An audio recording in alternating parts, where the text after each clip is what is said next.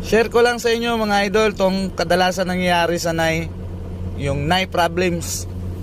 Ito sa akin, sunog na yung relay ng linya ng kulay brown. Kaya yung ginagamit ko ngayon, yung kulay blue na lang. Kasi sa loob nitong relay na NAI, meron dalawang 12 volts na relay dyan na nakalagay. Yung ginagawa ng iba para maayos, pinapalitan ng malaking relay.